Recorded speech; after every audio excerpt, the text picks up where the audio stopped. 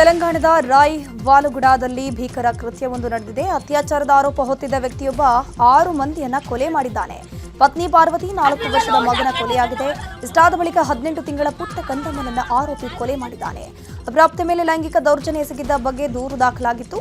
ಈ ಹಿನ್ನೆಲೆ ಆರೋಪಿ ರಾಜ್ಕುಮಾರ್ಗೆ ಶಿಕ್ಷೆ ವಿಧಿಸಲಾಗಿತ್ತು. ಜಾಮೀನಿನ ಮೇಲೆ ಬಿಡುಗಡೆಯಾದ ಬಳಿಕ 6 ಜನರನ್ನ ಕೊಲೆ ಮಾಡಿದ್ದಾನೆ.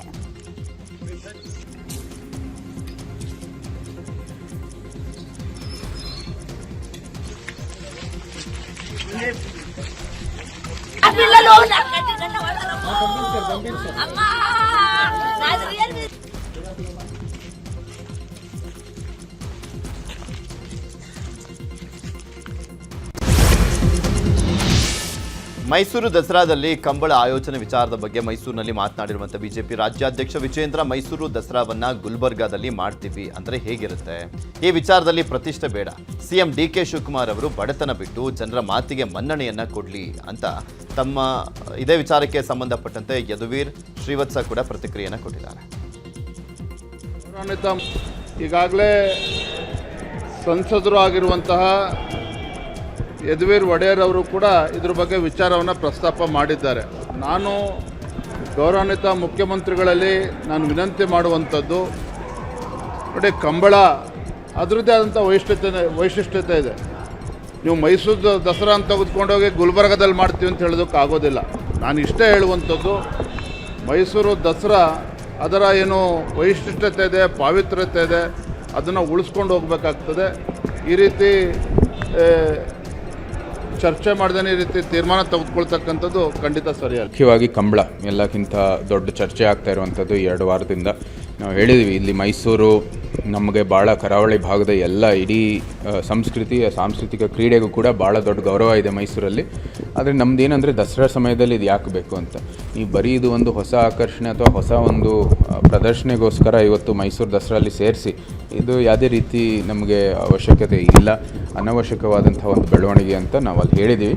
ಮುಖ್ಯಮಂತ್ರಿ ಇದನ್ನ ತೀರ್ಮಾನ ಮಾಡಿ ರದ್ದು ಮಾಡಿದ್ರೆ ಒಳ್ಳೆಯದು ಅಂತ ಹೇಳಿದ್ದೀನಿ. ಕರಾವಳಿ ಮಟ್ಟದಲ್ಲಿ ನಾವು ದೊಡ್ಡ ಕಾರ್ಯಕ್ರಮ ಮಾಡಲಿ, ಮೈಸೂರಿನವರೇ ಬಂದು ಕೈ ಜೋಡಿಸ್ಬಿಟ್ಟು ನಾವೆಲ್ಲರೂ ಕೂಡ ಅದಕ್ಕೆ ನಮ್ಮ ಬೆಂಬಲ ಮತ್ತು ಪ್ರೋತ್ಸಾಹ ಕೊಟ್ಟು ಅದು ವ್ಯಾವಹಾರಿಕವಾಗಿ ಮಾಡೋದು ಬೇಡ.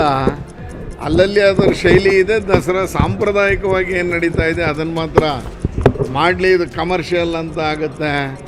ಅಂದರೆ ಈಗ ಕಮರ್ಷಿಯಲ್ಗಿಂತ ಇದು ಯಾವಾಗಲೂ ದಸರಾ ಸಾಂಪ್ರದಾಯಿಕವಾಗಿ ಮಾಡಬೇಕು ಅಂತ ಆಗಿರೋದ್ರಿಂದ ಅದನ್ನು ಉಳಿಸ್ಕೊಂಡು ಹೋಗೋಣ, ಬೇಡ ಅನ್ನುವಂಥ ಅಭಿಪ್ರಾಯ ಇದೆ.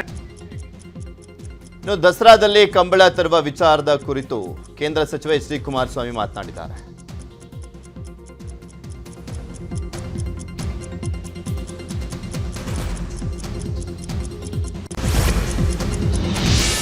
ದಸರಾದಲ್ಲಿ ಕಂಬಳ ತರುವ ವಿಚಾರಕ್ಕೆ ಸಂಸದ ಯದುವೀರ್ ವಿರೋಧ ವ್ಯಕ್ತಪಡಿಸಿದ ವಿಚಾರದ ಬಗ್ಗೆ ಬೆಂಗಳೂರಿನಲ್ಲಿ ಮಾತನಾಡಿದ ಡಿಸಿಎಂ ಪರಮೇಶ್ವರ್ ಅವರು ಅವರ ಅಭಿಪ್ರಾಯವನ್ನ ಸಭೆಯಲ್ಲಿ ವ್ಯಕ್ತಪಡಿಸಿದ್ದಾರಷ್ಟೇ.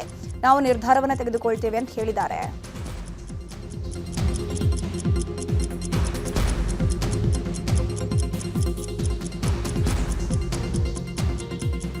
ಸಂಸ್ಕೃತಿ, ನಮ್ಮ ಪರಂಪರೆ, ನಮ್ಮ ಸಾಹಿತ್ಯ, ನಮ್ಮ ಕಲೆ ಇವೆಲ್ಲ ಜನಗಳಿಗೆ ಹೋಗಬೇಕಲ್ವ.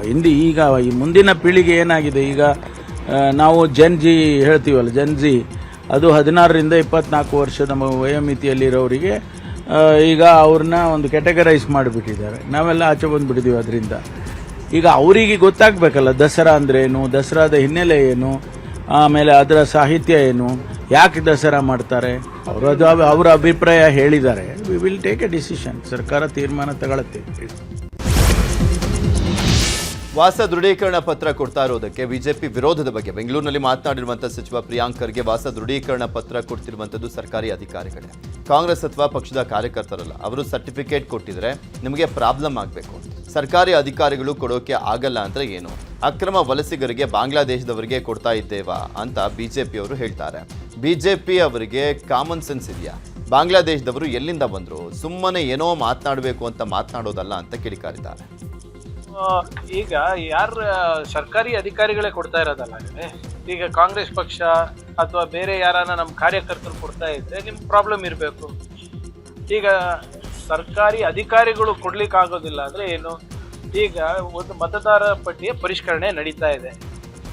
ಯಾರು ನಾಗರಿಕರಿದ್ದಾರೆ, ಯಾರು ಅರ್ಹರಿದ್ದಾರೆ ಅವರಿಗೆ ನಾವು ಮತದಾರರ ಪಟ್ಟಿನಲ್ಲಿ ಸೇರಿಸ್ಬೇಕು. ಅದು ನಮ್ಮ ಆದ್ಯ ಕರ್ತವ್ಯ ಆಗಿದೆ. ಈಗ ಇದಕ್ಕೆ ನಾವು ಇಲ್ಲಿಗಲ್ ಇಮಿಗ್ರೆಂಟ್ಸಿಗೆ ಮಾಡ್ತಾ ಇದ್ದೀವಿ, ಬಾಂಗ್ಲಾದೇಶಿಗೆ ಕೊಡ್ತಾ ಏನಾದರೂ ಕಾಮನ್ ಸೆನ್ಸ್ ಇಟ್ಟು ಮಾತಾಡ್ತಾರ ಬಿಜೆಪಿ? ಸುಮಾರು 13 ವಿವಿಧವಾದಂಥ ಪ್ಯಾರಾಮೀಟರ್ಸನ್ನು ಹಾಕಿದ್ದಾರೆ. ಅದರಲ್ಲಿ ಭಾಳಷ್ಟು ಪ್ರಶ್ನೆ ಬರ್ತಾ ಇರೋದು, ಉದ್ಭವ ಆಗ್ತಾ ಇರೋದು, whether you are a permanent resident or not. ಈ ಪ್ರಶ್ನೆಗಳು ಬರ್ತಾ ಇದೆ. ಹಿಂದೆ ಯಾವುದೇ ಕಾಸ್ಟ್ ಸರ್ಟಿಫಿಕೇಟನ್ನು ಕೇಂದ್ರ ಸರ್ಕಾರ ಏನು ಕೊಡ್ತಾ ಇರಲಿಲ್ಲ, ರಾಜ್ಯ ಸರ್ಕಾರನೇ ಕೊಡ್ತಾ ಇದೆ. ಇಲ್ಲಿವರೆಗೂ ಯಾವ ಸರ್ಟಿಫಿಕೇಟ್ ಕೇಂದ್ರ ಸರ್ಕಾರ ಕೊಟ್ಟಿದೆ? ಲೆಜಿಟಿಮೇಟ್ ಆಗಿ ಅವರಿಗೆ ವೆರಿಫೈ ಮಾಡಿಕೊಂಡು ಅವ್ರಿಗೆ ಆಧಾರ್ ಕಾರ್ಡ್ ಇದೆ ಅಥವಾ ಇನ್ನೊಂದು ಕಾರ್ಡ್ ಇದೆ, ಅದನ್ನೆಲ್ಲ ವೆರಿಫೈ ಮಾಡಿ ಅವರಿಗೊಂದು ಪರ್ಮನೆಂಟ್ ಆಗಿ ರೆಸಿಡೆನ್ಸಲ್ಲಿ ಇವರಿದ್ದಾರೆ ಅಂತ ಹೇಳಿ ಕೊಡ್ತೇವೆ. ಬಾಂಗ್ಲಾದೇಶದವ್ರಿಗೆ ಬಾಂಗ್ಲಾದೇಶದ ಪ್ರಶ್ನೆನೇ ಬರೋದಿಲ್ಲ. ಇದು ಕಾಂಗ್ರೆಸ್ನ ಸರ್ಕಾರ ಔರಂಗಜೇಬನ ರೀತಿಯಲ್ಲಿ ವರ್ತಿಸುತ್ತಿದೆ ಅಂತ ಬಿಜೆಪಿ ನಾಯಕ ಅರವಿಂದ್ ಬೆಲ್ಲದ್ ಆರೋಪ ಮಾಡಿದ್ದಾರೆ. ಹುಬ್ಬಳ್ಳಿಯಲ್ಲಿ ಮಾತನಾಡಿರುವಂತಹ ಅವರು, ದೇಶದಾದ್ಯಂತ ಎಸ್ಐಆರ್ ಪ್ರಕ್ರಿಯೆ ನಡೆದಿದೆ, ಆದರೆ ಈ ಪ್ರಕ್ರಿಯೆಗೆ ಅಡಚಣೆ ಮಾಡೋ ಕೆಲಸ ನಡೆದಿದೆ. ಎಸ್ಐಆರ್ನಲ್ಲಿ ಕಾಂಗ್ರೆಸ್ ಹಸ್ತಕ್ಷೇಪ ಮಾಡ್ತಾ ಇದೆ. ನುಸುಳುಕೋರರಿಗೂ ಮತದಾನದ ಹಕ್ಕು ಕೊಡಿಸುವ ಪ್ರಯತ್ನ ಮಾಡಲಾಗ್ತಿದೆ. ಈ ಸರ್ಕಾರ ಮುಸ್ಲಿಮರ ಓಲೈಕೆ ಮಾಡ್ತಿದೆ. ಕರ್ನಾಟಕದ ಪರ್ಮನೆಂಟ್ ರೆಸಿಡೆನ್ಸಿ ಸರ್ಟಿಫಿಕೇಟ್ ಕೊಡೋ ಕೆಲಸ ಆಗ್ತಾ ಇದೆ. ಈ ಅಧಿಕಾರ ಕರ್ನಾಟಕ ಸರ್ಕಾರಕ್ಕಿಲ್ಲ ಅಂತ ವಾಗ್ದಾಳಿ ನಡೆಸಿದ್ರು. ದಕ್ಷಿಣ ಕನ್ನಡ ಜಿಲ್ಲೆಯಲ್ಲಿ ಬಾಂಗ್ಲಾ ವಲಸಿಗರ ಬಂಧನ ವಿಚಾರದ ಬಗ್ಗೆ ಮಂಗಳೂರಿನಲ್ಲಿ ಮಾತನಾಡಿದಂಥ ಸಂಸದ ಬ್ರಿಜೇಶ್ ಚೌಟ, 8 ಮಂದಿ ಬಾಂಗ್ಲಾ ವಲಸಿಗರನ್ನ ಮಂಗಳೂರು ಪೊಲೀಸರು ಬಂಧಿಸಿದ್ದಾರೆ. ಇದು ಕರ್ನಾಟಕದ ಆಂತರಿಕ ಸುರಕ್ಷತೆ ಹಾಗೂ ವ್ಯವಸ್ಥೆಯ ಮೇಲೆ ಪ್ರಶ್ನೆ ಮಾಡಬೇಕಾಗುತ್ತೆ. ಈಗ ಎಸ್ಐಆರ್ ನಡೆಯುವ ಸಂದರ್ಭದಲ್ಲಿ ಬಾಂಗ್ಲಾ ವಲಸಿಗರು ಪತ್ತೆ ಆಗ್ತಿದ್ದಾರೆ. ಇನ್ನು ಎಷ್ಟು ಜನ ಈ ರೀತಿ ಇದ್ದಾರೆ ಅನ್ನೋದನ್ನ ಸರ್ಕಾರ ಪತ್ತೆ ಮಾಡಬೇಕು. ಆದರೆ ಮಾಡುವ ಕೆಲಸ ಮಾಡ್ತಿಲ್ಲ. ರಾಜ್ಯದ ಗೃಹ ಇಲಾಖೆ, ಗೃಹ ಸಚಿವರು ಎಚ್ಚೆತ್ತುಕೊಳ್ಬೇಕು, ಕಠಿಣ ಕ್ರಮ ಕೈಗೊಳ್ಳಬೇಕು ಅಂತ ಹೇಳಿದ್ದಾರೆ. ಸುರತ್ಕಲ್ ಸಮೀಪದ ಮೊಕ್ಕದಲ್ಲಿ ನಿನ್ನೆ 8 ಮಂದಿ ಬಾಂಗ್ಲಾದೇಶಿಗಳನ್ನು ನಮ್ಮ ಮಂಗಳೂರು ಪೊಲೀಸರು ಡಿಟೇನ್ ಮಾಡಿರುವಂಥದ್ದು ಒಂದು ಕಡೆಯಿಂದ ಆತಂಕಕ್ಕೆ ಈಡು ಮಾಡುವಂಥ ಸಂಗತಿ. ಜೊತೆಗೆ ನಮ್ಮ ಪೊಲೀಸ್ ವ್ಯವಸ್ಥೆಗೆ ನಾನು ಅಭಿನಂದನೆಗಳನ್ನು ಕೂಡ ಸಲ್ಲಿಸಲಿಕ್ಕೆ ಬಯಸ್ತಾ ಇದ್ದೇನೆ. ನಮ್ಮ ಮಂಗಳೂರು ಪೊಲೀಸರು, ಸುರತ್ಕಲ್ ಪೊಲೀಸ್ ಠಾಣೆ ಅಧಿಕಾರಿಗಳು ಒಂದು ಕ್ರೆಡಿಬಲ್ ಇನ್ಫಾರ್ಮೇಷನ್ ಆಧಾರದಲ್ಲಿ 8 ಜನ ಬಾಂಗ್ಲಾದೇಶಿಗಳನ್ನು ಡಿಟೇನ್ ಮಾಡಿದ್ದಾರೆ. ಇದು ಒಟ್ಟು ಕರ್ನಾಟಕದ ಆಂತರಿಕ ಸುರಕ್ಷತೆಯನ್ನು ಮತ್ತು ವ್ಯವಸ್ಥೆಯ ಮೇಲೆ ಒಂದು ಗಂಭೀರ ಪ್ರಶ್ನೆಯನ್ನು ಎತ್ತದೆ. ಇವರೆಲ್ಲ ಬಂದಿರುವಂಥದ್ದು ಮಾಹಿತಿಯ ಪ್ರಕಾರ ಒಂದು ಪೋಸ್ಟ್ ಆಧಾರ್ ಕಾರ್ಡ್ನ ಮುಖಾಂತರ ಈ ದೇಶಕ್ಕೆ ಬಂದಿದ್ದಾರೆ. ಇಲ್ಲಿ ಬಾಂಗ್ಲಾದೇಶಿಗಳ ಡಿಟೇನ್ಮೆಂಟ್ ಆಗ್ತಾ ಇರುವಂಥದ್ದು ಜನರಲ್ಲಿ ಒಂದು ರೀತಿಯ ಆತಂಕದ ವಾತಾವರಣ. ಮಾಜಿ ಸಚಿವ ಜಮೀರ್ ಅಹಮದ್ ಲರಾಗೆ ಲೋಕಾಯುಕ್ತ ಕಂಟಕ ಶುರುವಾಗಿದೆ. ಜಮೀರ್ ಆದಾಯಕ್ಕೂ ಮೀರಿ 60% ಹೆಚ್ಚಿರುವುದು ಬೆಳಕಿಗೆ ಬಂದಿದೆ. ಹೀಗಾಗಿ ಪ್ರಾಸಿಕ್ಯೂಷನ್ಗೆ ಅನುಮತಿ ಕೋರಿ ಗವರ್ನರ್ಗೆ ಲೋಕಾಯುಕ್ತ ಅಧಿಕಾರಿಗಳು ಪತ್ರ ಬರೆದಿದ್ದಾರೆ. ನ್ಯಾಯಾಲಯಕ್ಕೆ ದೋಷಾರೋಪ ಪಟ್ಟಿ ಸಲ್ಲಿಸೋಕೆ ಪ್ರಾಸಿಕ್ಯೂಷನ್ಗೆ ಅನುಮತಿ ಕೋರಿ ಮನವಿಯನ್ನು ಸಲ್ಲಿಸಲಾಗಿದೆ. 2018ರಲ್ಲಿ ಐಎಂಎ ಕಂಪನಿ ವಂಚನೆ ಸಂಬಂಧ ಜಮೀರ್ ಅಹಮದ್ ಖಾನ್ ಮೇಲೆ ಇಡಿ ದಾಳಿ ನಡೆಸಿತ್ತು. ಬಳಿಕ ತನಿಖೆಗೆ ಅಂದಿನ ಎಸಿಬಿಗೆ ಇಡಿ ಸೂಚನೆ ಕೊಟ್ಟಿತ್ತು. ತನಿಖೆ ಪ್ರಾರಂಭದ ವೇಳೆಯೇ ಎಸಿಬಿ ರದ್ದಾದ ಬಳಿಕ ಲೋಕಾಯುಕ್ತ ಪೊಲೀಸರಿಂದ ತನಿಖೆ ನಡೆಸಲಾಗುತ್ತಿತ್ತು.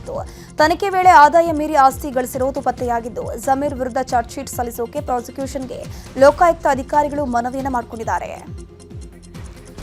ಐಎಂಎ ಕೇಸ್ನಲ್ಲಿ ಜಮೀರ್ ವಿರುದ್ಧ ಪ್ರಾಸಿಕ್ಯೂಷನ್ಗೆ ಅನುಮತಿ ಕೇಳಿರೋ ವಿಚಾರದ ಬಗ್ಗೆ ಬೆಂಗಳೂರಿನಲ್ಲಿ ಮಾತನಾಡಿದ ಗೃಹ ಸಚಿವರು, ನೋಡೋಣ, ಏನೇ ಆದರೂ ಕಾನೂನು ಪ್ರಕಾರವೇ ಆಗಬೇಕು. ಹಿಂದೆ ಕೂಡ ಐಎಂಎ ಕೇಸ್ ಹೇಗೆ ನಡೆದಿದೆ ಅಂತ ನೋಡಿದ್ದೀವಿ. ರಾಜ್ಯಪಾಲರು ಅನುಮತಿ ಕೊಡಲಿ, ನೋಡೋಣ ಆಮೇಲೆ ಅಂತಂದ್ರು. ನೋಡೋಣ, ಈಗ whatever it has to happen as per law. But ಹಿಂದೆ ಕೂಡ ನಾವು ಯಾವ ರೀತಿ ಇವೆಲ್ಲ ನಡೆದಿರೋದಂತ ನಾವು ನೋಡಿದ್ದೇವೆ. ಏನಿದ್ರು ಅವರು ಕೊಡಿ, ನೋಡೋಣ, ವಿ ವಿಲ್ ಸಿ. ಯಾಕಂದ್ರೆ ಯಾರು ಕೂಡ ಕಾನೂನ್ಗಿಂತ ಮೇಲಲ್ಲ. ಈಗ ಅವರು ಪ್ರಾಸಿಕ್ಯೂಷನ್ ಕೇಳಿದ್ರೆ ಅದೇನೇನಿದೆ ಅಂತ ನೋಡೋಣ. ಕೆಪಿಎಸ್ಸಿ ಅಧ್ಯಕ್ಷರ ವಿರುದ್ಧ ದೂರು, ಮಗಳ ಮೇಲೆ ಎಫ್ಐಆರ್ ದಾಖಲು ವಿಚಾರದ ಬಗ್ಗೆ ಬೆಂಗಳೂರಿನಲ್ಲಿ ಮಾತನಾಡಿರುವಂತಹ ಗೃಹ ಸಚಿವ ಪ್ರಿಯಾಂಕ್ ಖರ್ಗೆ, ನಕಲಿ ಆದಾಯ ಪ್ರಮಾಣ ಪತ್ರದ ವಿಚಾರದ ಬಗ್ಗೆ ಎಫ್ಐಆರ್ ಆಗಿದೆ. ಕಾನೂನಾತ್ಮಕವಾಗಿ ಹೇಗೆ ನೋಡಬಹುದು ಅಂತ ಯೋಚಿಸ್ತೇವೆ. ಬೇಲಿನ ಎದ್ದು ಹೊಲ ಮೇಯಿದ್ರೆ ಏನ್ ಮಾಡೋಕ್ಕಾಗತ್ತೆ? ಕೆಪಿಎಸ್ಸಿ ಶುದ್ಧೀಕರಣ ಮಾಡಬೇಕಾಗತ್ತೆ. ಯುವಕರ ಭವಿಷ್ಯದ ಜೊತೆ ಚೆಲ್ಲಾಟ ಆಡೋದು ಸರಿಯಲ್ಲ ಅಂತ ಹೇಳಿದ್ದಾರೆ. ಆದಾಯ ಪ್ರಮಾಣ ಪತ್ರ, ನಕಲಿ ಆದಾಯ ಪ್ರಮಾಣ ಪತ್ರದ ಇದು ಆಗಿದೆ. ನೋಡೋಣ, ಕಂಪ್ಲೇಂಟ್ ನಿನ್ನೆ ರಾತ್ರಿ ಎಫ್ಐಆರ್ ಆಗಿದೆ.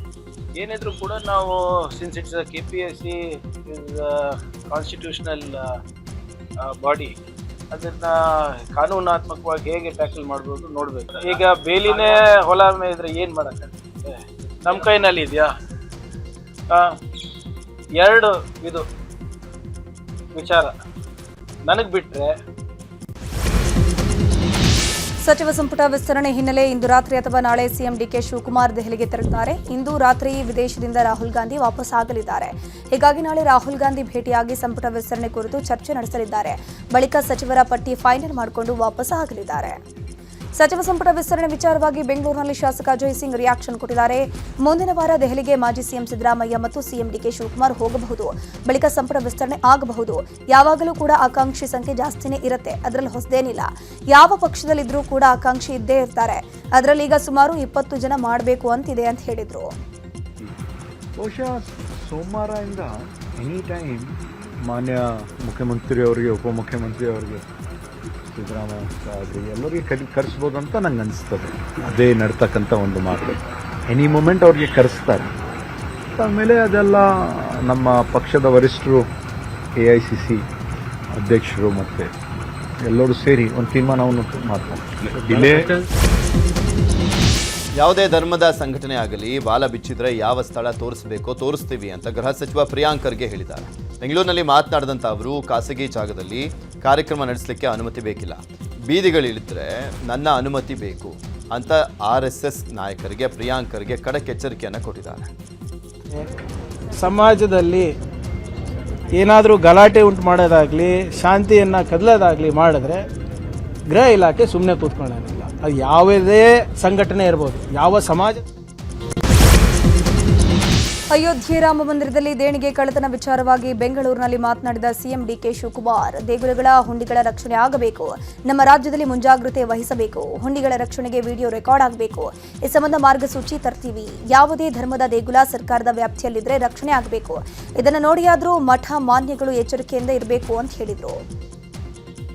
ನಮ್ಮ ರಾಮ ಮಂದಿರದಲ್ಲಿ ಯಾವ ರೀತಿ ಕಳ್ಳತನ ಆಗಿದೆ ಅನ್ನೋದನ್ನ ನಮ್ಮ ರಾಜ್ಯದಲ್ಲಿ ಮುಂಜಾಗ್ರತವಾಗಿ ಕರ್ನಾಟಕ ರಾಜ್ಯದ ಎಲ್ಲ ಮುಜರಾಯಿ ದೇವಸ್ಥಾನದಲ್ಲೂ ಕೂಡ ಇದನ್ನು ಬಹಳ ಎಚ್ಚರಿಕೆಯಿಂದ ಇರಬೇಕು ಅಂತ ಹೇಳಿ ಎಲ್ಲ ಕಡೆ ನಮ್ಮ ಮುಜರಾಯಿ ಇಲಾಖೆಯವರು, ನಮ್ಮ ಡೆಪ್ಟಿ ಕಮಿಷನರ್ ಅವರ ಮುಖಂಡತ್ವದಲ್ಲಿ ನಮ್ಮ ಸ್ಥಳೀಯ ಪೊಲೀಸ್ ಅಧಿಕಾರಿಗಳು ಎಲ್ಲ ಏನು ನಮ್ಮ ಹುಂಡಿಗಳಿರ್ತದೆ, ಹುಂಡಿಗಳು ಹಣ ಹಾಕೋದ್ರಿಂದ ಹಿಡಿದು ಹಣ ಬಿಚ್ಚೋದ್ರಿಂದ ಹಿಡಿದು ಬ್ಯಾಂಕ್ ಹಾಕೋರು ಕೂಡ ಎಲ್ಲ ಕೂಡ ವಿಡಿಯೋ ರೆಕಾರ್ಡ್ ದಾಖಲೆ ಇಡಬೇಕು. HMT ಭೂ ವಿವಾದ ವಿಚಾರದ ಬಗ್ಗೆ ಕುಮಾರಸ್ವಾಮಿ ಹೇಳಿಕೆಗೆ ಸಚಿವ ಈಶ್ವರ್ ಖಂಡ್ರೆ ಕೌಂಟರ್ ಕೊಟ್ಟಿದ್ದಾರೆ. ಇವತ್ತು ವಿಧಾನಸೌಧದಲ್ಲಿ ಸುದ್ದಿಗೋಷ್ಠಿ ನಡೆಸಿ ಮಾತನಾಡಿದಂಥ ಅವರು, ಕುಮಾರಸ್ವಾಮಿ ಮೇಲೆ ನನಗೆ ಯಾವುದೇ ವೈಯಕ್ತಿಕ ದ್ವೇಷ ಇಲ್ಲ, ಆದರೆ ಕೇಂದ್ರ ಸಚಿವರಾದ ಅವರು ನನ್ನ ಮೇಲೆ ಆರೋಪ ಮಾಡಿದ್ದಾರೆ. ಇದಕ್ಕೆ ನಾನು ಸ್ಪಷ್ಟೀಕರಣ ಕೊಡಬೇಕಾಗಿದೆ. ಅಭಿವೃದ್ಧಿ ವಿಚಾರದಲ್ಲಿ ಎಂದಿಗೂ ರಾಜಕೀಯ ಮಾಡಿಲ್ಲ, ಮಾಡುವುದೂ ಇಲ್ಲ. HMT ಜಾಗದ ಬಳಕೆ ಮತ್ತು ಮಾರಾಟ ವಿಚಾರಕ್ಕೆ ಸಚಿವ ಸಂಪುಟದ ಪರವಾನಗಿ ಇರಲಿಲ್ಲ. ಹೀಗಾಗಿ ನಾನು ಈ ಅರಣ್ಯ ಭೂಮಿಯನ್ನು ಹಿಂಪಡೆಯಲು ಸೂಚಿಸಿದ್ದೆ. ಈಗ ಕೋರ್ಟ್ನಲ್ಲಿ ವ್ಯಾಜ್ಯ ನಡೀತಾ ಇದೆ. HMT ಭೂಮಿ ಕರ್ನಾಟಕದ ಸ್ವತ್ತು, ಆದರೆ ಇದರ ಬಗ್ಗೆ ದಾಖಲೆ ರಹಿತವಾಗಿ ಕುಮಾರಸ್ವಾಮಿ ಮಾತನಾಡುವುದು ಸರಿಯಲ್ಲ ಅಂತ ಹೇಳಿದರು. ಬಾಗೇಪಲ್ಲಿ ಶಾಸಕ ಸುಬ್ಬಾರೆಡ್ಡಿ ವಿರುದ್ಧ ಭೂ ಕಬಳಿಕೆ ಆರೋಪ ಕೇಳಿಬಂದಿದೆ. ಸೋಮಲಾಪುರ ಗ್ರಾಮದ ಸರ್ವೆ ನಂಬರ್ 1ರಲ್ಲಿ ಒತ್ತುವರಿ ಮಾಡಲಾಗಿದೆ ಅಂತ ಆರೋಪ ಕೇಳಿಬರುತ್ತಿರುವುದು. ಸುಮಾರು 63 ಎಕರೆ ಜಮೀನು ಅಕ್ರಮವಾಗಿ ಒತ್ತುವರಿ ಮಾಡಿಕೊಂಡಿರೋ ಆರೋಪ ಇದೆ. ಸೋಮಲಾಪುರ ಗ್ರಾಮದಲ್ಲಿ ಸರ್ಕಾರಿ ಗೋಮಾಳ ಜಮೀನು ಗುಳುಮಾಗಿದೆ. ಇದನ್ನ ಭೂ ಕಬಳಿಕೆ ಆಗಿದ್ರೂ ಕೂಡ ಅಧಿಕಾರಿಗಳು ಸೈಲೆಂಟ್ ಆಗಿದ್ದಾರೆ ಎನ್ನಲಾಗಿದೆ. ಕಂದಾಯ ಅಧಿಕಾರಿಗಳ ನಡುವೆಯೂ ಕೂಡ ಅನುಮಾನ ಹುಟ್ಟಿಸ್ತಾ ಇದೆ. ಕೂಡಲೇ ಜಮೀನು ಒತ್ತುವರಿ ತೆರವು ಮಾಡಬೇಕು ಅಂತ ಸ್ಥಳೀಯರು ಆಗ್ರಹಿಸಿದ್ದಾರೆ. ಚಿಕ್ಕಬಳ್ಳಾಪುರದ ಬಾಗೇಪಲ್ಲಿ ತಾಲೂಕಿನ ದಾಸೆಗಾರಿಪಲ್ಲಿ ಗ್ರಾಮದಲ್ಲಿ ವಾಸವನ್ನು ಮಾಡ್ತಾ ಇದ್ದಂಥ ಪಾಕಿಸ್ತಾನದ ಮೂಲದ ತಾಯಿ ಮತ್ತು ಮಗನನ್ನು ಅರೆಸ್ಟ್ ಮಾಡಲಾಗಿದೆ. ಫಹನಾಸ್ ಹಾಗೂ ಆಕೆಯ ಮಗ ಮೊಹಮ್ಮದ್ ಫರ್ದಿನ್ ಬಂದಿದ್ದರು.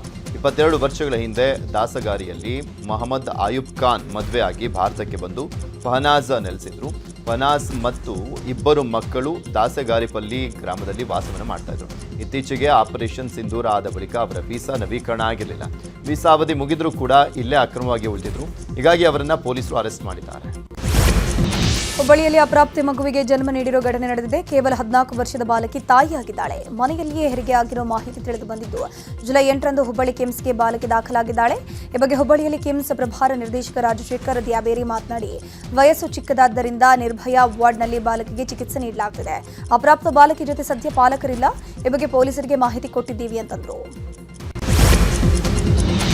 ವಿಜಯನಗರದ ಹೂವಿನ ಹಡಗಲಿಗೆ ಮಾಜಿ ಸಿಎಂ ಸಿದ್ದರಾಮಯ್ಯ ಆಗಮಿಸಿದ್ದಾರೆ. ಸಿದ್ದರಾಮಯ್ಯ ಅವರು ಹೆಲಿಪ್ಯಾಡ್ಗೆ ಇಳಿತಾ ಇದ್ದಂತೆ ಅಭಿಮಾನಿಗಳು ಜೈಕಾರ ಹಾಕಿ ಅದ್ದೂರಿಯಾಗಿ ಸ್ವಾಗತ ಕೋರಿದ್ದಾರೆ. ಬಳಿಕ ಹಡಗಲಿಯಲ್ಲಿ ದಿವಂಗತ ಮಾಜಿ ಸಿಎಂ MP ಪ್ರಕಾಶ್ ಅವರ ಕಂಚಿನ ಪುತ್ಥಳಿಯನ್ನು ಮಾಜಿ ಸಿಎಂ ಸಿದ್ದರಾಮಯ್ಯ ಅನಾವರಣಗೊಳಿಸಿದ್ದಾರೆ. ಈ ವೇಳೆ ಸಿದ್ದರಾಮಯ್ಯ ಅವರನ್ನು ನೋಡಲು ಅಭಿಮಾನಿಗಳು ಮುಗಿಬಿದ್ದಿದ್ದರು. ಬಿಡದಿ ಟೌನ್ಶಿಪ್ ಸಮರ ಜೋರಾಗಿದೆ. ಟೌನ್ಶಿಪ್ ವಿರೋಧಿಸಿ ನಡೀತಾ ಇರುವಂತಹ ಹೋರಾಟಕ್ಕೆ ಬೇರೆ ಬೇರೆ ಜಿಲ್ಲೆಯ ರೈತರು ಬಲ ತುಂಬಿದ್ದಾರೆ. ಬೈರಮಂಗಲದಲ್ಲಿ ನಡೀತಾ ಇರುವಂತಹ ಹೋರಾಟಕ್ಕೆ ರಾಜ್ಯದ ವಿವಿಧೆಡೆಯಿಂದ ಬಂದಂತಹ ರೈತರು ಬೆಂಬಲವನ್ನು ಕೊಟ್ಟಿದ್ದಾರೆ. ಇನ್ನು ಇದೇ ವೇಳೆ ಟೌನ್ಶಿಪ್ ಪರ ಇರುವಂತಹ ರೈತರು ಸ್ಥಳಕ್ಕಾಗಮಿಸಿದ್ದು ಆತಂಕದ ಸ್ಥಿತಿ ನಿರ್ಮಾಣವಾಗಿತ್ತು. ಯೋಜನೆ ಪರ ಇರುವಂತಹ ರೈತರು ಪ್ರತಿಭಟನೆ ಮಾಡಿದ್ದು ಹೊರಗಿನಿಂದ ನೀವೆಲ್ಲ ಬಂದಿದ್ದು ಯಾಕೆ, ಎಲ್ಲಿ ಪ್ರತಿಭಟನೆ ಮಾಡ್ತಿರೋದು ಯಾಕೆ ಅಂತ ಪ್ರಶ್ನೆ ಮಾಡಿದರು. ಇನ್ನು ವಾಕ್ಸಮರ ಕೈ ಮಿಲಾಯಿಸುವಂತಹ ಹಂತ ತಲುಪಿದ್ದು. ರೈತರು ಆಗಮಿಸಿದ್ದಂಥ ಬಸ್ ಕಾರುಗಳ ಮೇಲೆ ದಾಳಿಯನ್ನು ಮಾಡಲಾಯಿತು. ರೈತರ ಸಂಪೂರ್ಣ ಸಾಲ ಮನ್ನಾ ಮಾಡುವಂತೆ ಆಗ್ರಹಿಸಿ ರೈತರ ಪ್ರತಿಭಟನೆ ನಡೆಸಿದ್ದಾರೆ. ಕಲಬುರಗಿ ಜಿಲ್ಲೆಯ ಕಾಳಗಿ ಪಟ್ಟಣದಲ್ಲಿ ಕರ್ನಾಟಕ ಪ್ರಾಂತ ರೈತ ಸಂಘ ನೇತೃತ್ವದಲ್ಲಿ ರೈತರು ಪ್ರತಿಭಟನೆ ನಡೆಸಿದರು. ಜಿಲ್ಲೆಯಲ್ಲಿ ವಾಡಿಕೆಗಿಂತ ಮುಂಗಾರು ಮಳೆ ಕುಂಠಿತವಾಗಿದೆ. ಹೀಗಾಗಿ ರೈತರ ಸಾಲ ಸಂಪೂರ್ಣವಾಗಿ ಮನ್ನಾ ಮಾಡಬೇಕು ಅಂತ ಆಗ್ರಹಿಸಲಾಗಿದೆ. ಜಿಲ್ಲೆಯಲ್ಲಿ ಮಳೆ ಇಲ್ಲದೆ ರೈತರು ಅಪಾರ ತೊಂದರೆ ಅನುಭವಿಸ್ತಾ ಇದ್ದಾರೆ. ಸರ್ಕಾರ ಕೂಡಲೇ ಬರಗಾಲ ಘೋಷಣೆ ಮಾಡಬೇಕು. ಬರಗಾಲ ಘೋಷಣೆ ಮಾಡಿ ರೈತರ ಸಾಲ ಮನ್ನಾ ಮಾಡಬೇಕು ಅಂತ ಕರ್ನಾಟಕ ಪ್ರಾಂತ ರೈತ ಸಂಘ ಆಗ್ರಹಿಸಿದೆ. ಬೀದಿ ಬದಿ ವ್ಯಾಪಾರಿಗಳಿಗೆ ಶಾಕ್ ಮೇಲೆ ಶಾಕ್ ಎದುರಾಗಿದೆ. ಫುಟ್ಪಾತ್ನಲ್ಲಿರುವಂಥ ವ್ಯಾಪಾರಿಗಳಿಗೆ ಸರ್ಕಾರ ಐಡಿ ಕಾರ್ಡ್ ನೀಡಿತ್ತು. ಆ ಐಡಿ ಕಾರ್ಡ್ ಇದ್ದವರಿಗೆ ಪಟ್ಟಿ ವ್ಯವಸ್ಥೆ ಮಾಡಿಕೊಳ್ಳಲಾಗುತ್ತದೆ ಅಂತ ಹೇಳಲಾಗಿದೆ. ಆದರೆ ಐಡಿ ಕಾರ್ಡ್ ಇಲ್ಲದೆ ಅನಧಿಕೃತವಾಗಿ ಫುಟ್ಪಾತ್ನಲ್ಲಿ ವ್ಯಾಪಾರ ಮಾಡ್ತಿದ್ದಂಥವರಿಗೆ ಯಾವುದೇ ಪರ್ಯಾಯ ವ್ಯವಸ್ಥೆ ಸಿಗಲ್ಲ ಅಂತ ಹೇಳಲಾಗಿದೆ. ಈವರೆಗೂ ನಗರದಲ್ಲಿ 25,403 ಬೀದಿ ಬದಿ ವ್ಯಾಪಾರಿಗಳಿಗೆ ಮಾತ್ರ ಐಡಿ ಕಾರ್ಡ್ ಕೊಡಲಾಗಿದೆ. ಈ 25,403 ವ್ಯಾಪಾರಿಗಳಿಗೆ ಪರ್ಯಾಯ ವ್ಯವಸ್ಥೆ ಸಿಗಲಿದೆ ಅಂತ ಹೇಳಲಾಗಿದೆ. ಮಹಾರಾಷ್ಟ್ರದ ಪಶ್ಚಿಮ ಘಟ್ಟ ಪ್ರದೇಶಗಳಲ್ಲಿ ಮಳೆ ಪ್ರಮಾಣ ಕಡಿಮೆಯಾಗಿದೆ. ಚಿಕ್ಕೋಡಿ ಉಪವಿಭಾಗದಲ್ಲಿ 9 ಸೇತುವೆ ಮುಳುಗಡೆಯಾಗಿತ್ತು. ಈ ಪೈಕಿ 3 ಸೇತುವೆಗಳು ಸಂಚಾರಕ್ಕೆ ಮುಕ್ತವಾಗಿದೆ. ಕುಡಚಿ ಉಗಾರ ಸೇತುವೆ ಸೇರಿ ಒಟ್ಟು 3 ಸೇತುವೆ ಸಂಚಾರಕ್ಕೆ ಮುಕ್ತವಾಗಿದೆ. ಕೃಷ್ಣಾ, ವೇದಗಂಗಾ, ದೂದಗಂಗಾ ನದಿಯ ಒಳಹರಿವಿನಲ್ಲಿ ಇಳಿಕೆಯಾಗಿದೆ. ಇನ್ನು 6 ಕೆಳ ಸೇತುವೆಗಳ ಜಲಾವೃತ ಸ್ಥಿತಿ ಮುಂದುವರೆದಿದೆ. ಇರಾನ್ ಜೊತೆ ಯುದ್ಧ ಮುಗಿದಿದೆ ಅಂತ ಅಮೆರಿಕ ಅಧ್ಯಕ್ಷ ಟ್ರಂಪ್ ಇತ್ತೀಚೆಗಷ್ಟೇ ಹೇಳಿದ್ರು. ಇದೀಗ ಟ್ರಂಪ್ ನೀಡಿರುವಂತಹ ಹೇಳಿಕೆ ಮತ್ತೆ ಸಂಚಲನ ಮೂಡಿಸಿದೆ. ಇರಾನ್ ಮತ್ತೆ ಮಾತುಕತೆ ನಡೆಸಲಿಕ್ಕೆ ನನ್ನ ಬಳಿ ಕೇಳಿಕೊಂಡಿದೆ ಅಂತ ಟ್ರಂಪ್ ಹೇಳಿದ್ದಾರೆ. ಇರಾನ್ನಾದ್ಯಂತ ಹಲವಾರು ಸ್ಥಳಗಳನ್ನು ಗುರಿಯಾಗಿಸಿಕೊಂಡು ಅಮೆರಿಕ ತೀವ್ರ ದಾಳಿಯನ್ನು ಮಾಡಿತ್ತು. ಭಾರತ ಸದ್ಯ ಕಚ್ಚಾ ತೈಲವನ್ನು ರಷ್ಯಾದಿಂದ ಖರೀದಿ ಮಾಡ್ತಾ ಇದೆ. ಇದೀಗ ರಷ್ಯಾದಿಂದ ಕಚ್ಚಾ ತೈಲ ಖರೀದಿ ಮಾಡುತ್ತಿರುವ ದೇಶಗಳ ಮೇಲೆ ಸಮರ ಸಾರೋಕೆ ಟ್ರಂಪ್ ಮುಂದಾಗಿದ್ದಾರೆ ಎನ್ನಲಾಗಿದೆ. ರಷ್ಯಾದ ಇಂಧನವನ್ನು ಖರೀದಿಸುವುದನ್ನು ಮುಂದುವರಿಸುವ ದೇಶಗಳ ಮೇಲೆ ನಿರ್ಬಂಧ ವಿಧಿಸುವಂತಹ ಗುರಿಯನ್ನ ಅಮೆರಿಕ ಹೊಂದಿದ್ದು, ಇದಕ್ಕಾಗಿ 4 ಅಮೆರಿಕ ಸೆನೆಟರ್ಗಳ ಜೊತೆಗೂಡಿ ಟ್ರಂಪ್ ನೂತನ ನಿರ್ಬಂಧ ವಿಧಿಸೋಕೆ ಮುಂದಾಗಿದ್ದಾರೆ. ಪ್ರಸ್ತಾವಿತ ಕಾನೂನು ರಷ್ಯಾದ ತೈಲ ಮತ್ತು ನೈಸರ್ಗಿಕ ಅನಿಲವನ್ನು ಖರೀದಿಸುವ ರಾಷ್ಟ್ರಗಳನ್ನು ಗುರಿಯಾಗಿಸಿಕೊಂಡು ಅದರ ಮೇಲೆ ಒತ್ತಡ ಹೆಚ್ಚಿಸುವ ಉದ್ದೇಶ ಹೊಂದಿದೆ ಎನ್ನಲಾಗಿದೆ. ಬ್ಯಾಡ್ರಹಳ್ಳಿ ಪರಿಸರದಲ್ಲಿ ಕಳೆದ 2 ದಿನಗಳಿಂದ ಚಿರತೆ ಓಡಾಟ ಕಂಡು ಬಂದಿತ್ತು. ಚಿರತೆ ಸೆರೆ ಹಿಡಿಯಲಿಕ್ಕೆ ಅರಣ್ಯ ಇಲಾಖೆ ಬೋನ್ ಇರಿಸಿತ್ತು. ನಿನ್ನೆ ಇರಿಸಿದ್ದಂಥ ಬೋನಿಗೆ ಪ್ರಾಣಿಯೊಂದು ಬಿದ್ದಿತ್ತು. ಬೋನಿಗೆ ಚಿರತೆಯೇ ಬಿದ್ದಿದೆ ಅಂದುಕೊಂಡಂಥವರಿಗೆ ಈಗ ಶಾಕ್ ಎದುರಾಗಿದೆ. ಚಿರತೆ ಸೆರೆ ಹಿಡಿಯಲಿಕ್ಕೆ ಇಟ್ಟಂಥ ಬೋನಿನಲ್ಲಿ ನಾಯಿಯೊಂದು ಸೆರೆಯಾಗಿದೆ. ಕೋಳಿ ತಿನ್ನಲಿಕ್ಕೆ ಬಂದಂಥ ಬೋನಿಗೆ ಬೀದಿ ನಾಯಿ ಬಿದ್ದಿದೆ. ಬೋನಿಗೆ ಚಿರತೆ ಬೀಳುತ್ತೆ ಅಂದುಕೊಂಡ್ರೆ ನಾಯಿ ಬಿದ್ದಿದ್ದಕ್ಕೆ ಸಿಬ್ಬಂದಿ ಬೇಸರ ವ್ಯಕ್ತಪಡಿಸಿದ್ದಾರೆ. ಕಳೆದ 2 ದಿನಗಳಿಂದ ಚಿರತೆ ಕಾಟಕ್ಕೆ ಭಾರತ್ ನಗರ ನಿವಾಸಿಗಳು ಭಯಬಿದ್ದಿದ್ದಾರೆ. ನಾವು ಉಡುಪಿಯ ಬೈಂದೂರು ತಾಲೂಕಿನ ಶಿರೂರಿನಲ್ಲಿ ಚಿರತೆ ಪ್ರತ್ಯಕ್ಷವಾಗಿದೆ. ಆಲಂದೂರು ಹಕ್ಲುಮನೆ ಪರಿಸರದಲ್ಲಿರುವಂಥ ಮನೆಯ ಅಂಗಳದಲ್ಲೇ ಚಿರತೆ ಓಡಾಟ ನಡೆಸಿದೆ. ಚಿರತೆ ಓಡಾಟದಿಂದ ಸ್ಥಳೀಯರು ಗಾಬರಿಗೊಂಡಿದ್ದು ಕೂಡಲೇ ಚಿರತೆ ಸೆರೆ ಹಿಡಿಯುವಂತೆ ಅರಣ್ಯ ಇಲಾಖೆಗೆ ಸ್ಥಳೀಯರು ಆಗ್ರಹಿಸಿದ್ದಾರೆ. ಧಾರವಾಡದಲ್ಲಿ ಬೈಕ್ ವೇಲಿಂಗ್ ಪುಂಡರ ಹಾವಳಿ ಹೆಚ್ಚಳವಾಗಿದೆ. ನಗರದಲ್ಲಿ ಜುಬ್ಲಿ ಸರ್ಕಲ್ನಿಂದ ಕೋರ್ಟ್ ಸರ್ಕಲ್ ಬಳಿ ಡೆಡ್ಲಿ ವೇಲಿಂಗ್ ನಡೆಸಿದ್ದಾರೆ. ಸುಮೇರ್ ಎಂಬ ಬೈಕ್ ಸವಾರ ವೇಲಿಂಗ್ ಮಾಡಿದ್ದು, ಸದ್ಯ ವೇಲಿಂಗ್ ಮಾಡಿರುವ ಬೈಕ್ ವಶಕ್ಕೆ ಪಡೆದಿದ್ದು ಆರೋಪಿಯನ್ನ ವಿಚಾರಣೆ ನಡೆಸಲಾಗ್ತಾ ಇದೆ. ಅಪರಾಧ ಪ್ರಕರಣಗಳ ತನಿಖೆಗೆ ವೇಗ ನೀಡಲಿಕ್ಕೆ ಗೃಹ ಇಲಾಖೆ ಮುಂದಾಗಿದೆ. ಪ್ರತಿ ಜಿಲ್ಲೆಗೊಂದು ಮೊಬೈಲ್ ಫೊರೆನ್ಸಿಕ್ ವಾಹನಗಳನ್ನು ನೀಡಲಾಗ್ತಾ ಇದೆ. ಇಂದು ಬೆಂಗಳೂರಿನಲ್ಲಿ ನಡೆದಂಥ ಕಾರ್ಯಕ್ರಮದಲ್ಲಿ ಮೊಬೈಲ್ ಫೊರೆನ್ಸಿಕ್ ವಾಹನಗಳನ್ನು ಲೋಕಾರ್ಪಣೆ ಮಾಡಲಾಯಿತು. ವಿಧಾನಸೌಧದಲ್ಲಿ ನಡೆದಂಥ ಕಾರ್ಯಕ್ರಮದಲ್ಲಿ ಸಿಎಂ ಡಿಕೆ ಶಿವಕುಮಾರ್ ಕಾರ್ಯಕ್ರಮಕ್ಕೆ ಚಾಲನೆ ಕೊಟ್ಟರು. ಗೃಹ ಸಚಿವ ಪ್ರಿಯಾಂಕ್ ಖರ್ಗೆ, ಶಾಸಕ ರಿಜ್ವಾನ್ ಅರ್ಷದ್, ಪೊಲೀಸ್ ಮಹಾನಿರ್ದೇಶಕ ಡಾಕ್ಟರ್ ಎಂ ಸಲೀಂ ಸೇರಿದಂತೆ ಹಿರಿಯ ಪೊಲೀಸ್ ಅಧಿಕಾರಿಗಳು ಭಾಗಿಯಾಗಿದ್ದರು.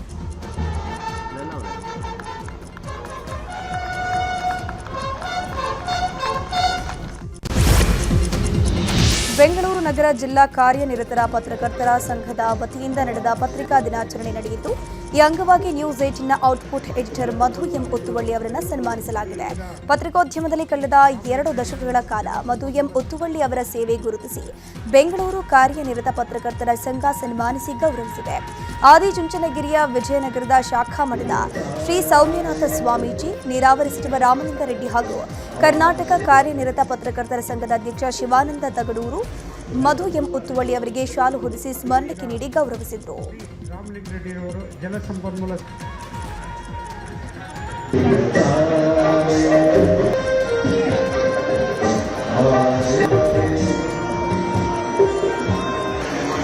ಜಲಸಂಪನ್ಮೂಲ ಸಚಿವರು ಬೆಂಗಳೂರು ಅಭಿವೃದ್ಧಿ. ಈಗ ಶ್ರೀ ರಾಮಲಿಂಗ ರೆಡ್ಡಿಯವರು ಜಲಸಂಪನ್ಮೂಲ